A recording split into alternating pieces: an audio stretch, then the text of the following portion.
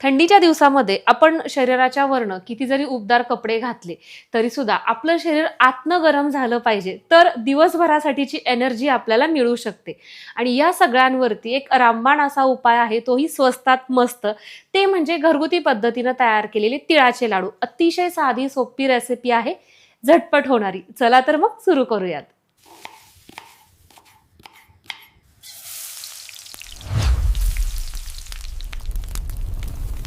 लाडू तयार करण्यासाठी आपण घेतलेले आहेत 4 कप गावरान तीळ. 2 बॅच मध्ये आता हे आपण भाजून घेणार आहोत. ज्यावेळेस तीळ कच्चे असतात ना, त्यावेळेस ते चपटे असतात आणि जसे जसे भाजत जातील तसे ते थोडेसे फुलतात आणि तडतड उडतात. तीळ भाजण्याची ही प्रोसेस तुम्ही हाय फ्लेम वरती सुद्धा करू शकता. साधारण 5 मिनिटांमध्ये आपली एक बॅच भाजली जाते.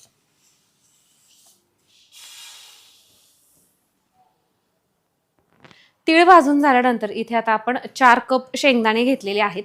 आणि जसं की मी तुम्हाला सांगितलं, तीळ भाजत असताना थोडासा गॅस मोठा असला तरीही चालेल, पण आता शेंगदाणे भाजताना आपल्याला तसं करायचं नाहीये. शेंगदाणे भाजत असताना एकदम मंद गॅसवरती आतमध्ये पर्यंत ते व्यवस्थित असे भाजून घ्यायचे. सुरुवातीला 1-2 मिनिटं तुम्ही गॅस मोठा करू शकता. तिळाचे लाडू करण्यासाठी आपण गावरान तीळ वापरतो, त्याचप्रमाणे शेंगदाणा सुद्धा गावरान वापरतो.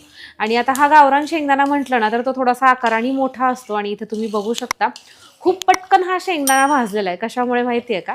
आपण वापरलेली ही मातीची कढई. काय होतं, आपण इतर जी भांडी वापरतो की नाही धातूची, त्याच्यापेक्षा मातीचं भांडं आहे की नाही, एकदा गरम झाल्यानंतर जास्त वेळ ती उष्णता धरून ठेवतं आणि त्याच्यामुळे आपली ही जी प्रोसेस आहे ना, ती फास्ट होते. पर्यायानं आपला गॅस सुद्धा वाचतो. तर इथं छान खमंग असे आपले हे शेंगदाणे देखील भाजून झालेले काढून घे. आता आपण भाजून घेतलेले शेंगदाणे आणि हे तीळ दोन्ही पूर्णपणे थंड करून घेतलेले आहेत. आता या तिळातलं काय करायचंय आपल्याला, साधारण पाव कप एवढे तीळ बाजूला काढून आपण घेतोय. आपल्याला हे सबंध अख्खे तसेच ठेवायचे आणि याची भरड करून घ्यायची. भरड करत असताना आपण काय करायचं माहितीये का, आता हे समजा तीळ, गूळ, शेंगदाणा हे तिन्ही पदार्थ एकत्र करायचे नाहीयेत. एवढ्या तीळ आणि शेंगदाण्यासाठी आपण इथे 4 कप गूळ घेतलेला आहे. तुम्ही थोडासा कमी किंवा जास्त तुमच्या आवडीनुसार करू शकता. पण आता काय करायचं, आपल्याला एक मिक्सरचं भांडं घ्यायचंय आणि त्याच्यामध्ये सगळ्यात अगोदर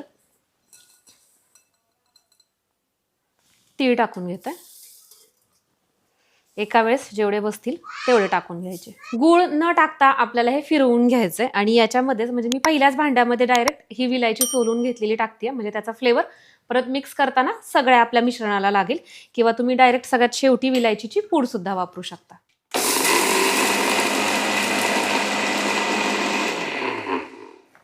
तरी अशा पद्धतीची आपल्याला याची पूड करून घ्यायची. आता आपण याच्यामध्ये गूळ टाकणार आहेत. आता आपल्याला हा गूळ या सगळ्या शेंगदाण्याला आणि तिळाला पुरवायचा आहे, त्यामुळे थोडा थोडा करून टाकायचा.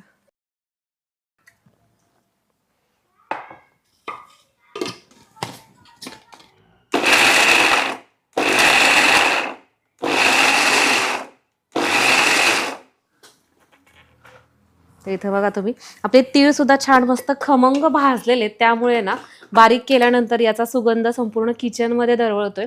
शिवाय याचा रंग सुद्धा तुम्ही बघू शकता. गावरान तीळ वापरल्यामुळे सुद्धा रंग असा येतो. तर सेम अशाच पद्धतीने आपण सगळे तीळ अगोदर बारीक करून घेऊ. आता सगळे तीळ आणि गूळ आपण अशा पद्धतीनं बारीक करून घेतलेला आहे. आता आपल्याला सेम याच पद्धतीनं शेंगदाणे आणि गूळ बारीक करून घ्यायचा आहे. शेंगदाण्याच्या बाबतीत पण तसंच करायचं बरं का. तुम्ही डायरेक्ट याच्यामध्ये सुद्धा गूळ टाकू शकता, पण अगोदर थोडीशी हलकी अशी भरड काढून घ्यायची शेंगदाण्याची आणि नंतर गूळ टाकायचा. 2 बॅच करते मी एवढ्या शेंगदाण्याच्या.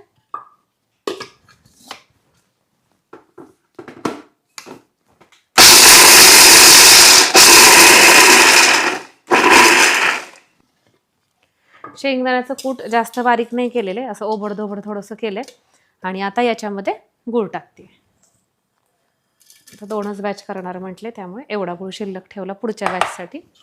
नंतर तर आपण सगळं मिश्रण एकत्रित केल्यानंतर सगळीकडे एकसारखा गूळ होणारच आहे.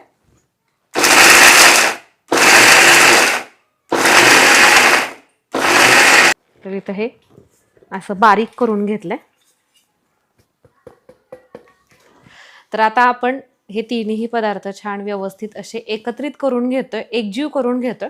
तिळाचे लाडू करत असताना आहे ना, हे मिश्रण असं थोडंसं फाईन अशा पद्धतीचंच बारीक करून घ्यायचं बरं का. म्हणजे लाडू पण पटकन वळले जातात आणि खायलाही चांगले लागतात. आणि शिवाय खाताना तीळ सुद्धा आपल्या तोंडामध्ये आला पाहिजे, तर याच्यासाठी आपण अगोदरच ही तरतूद करून ठेवलेली तर आहेच. तर हे असे थोडे थोडे करून टाकूयात.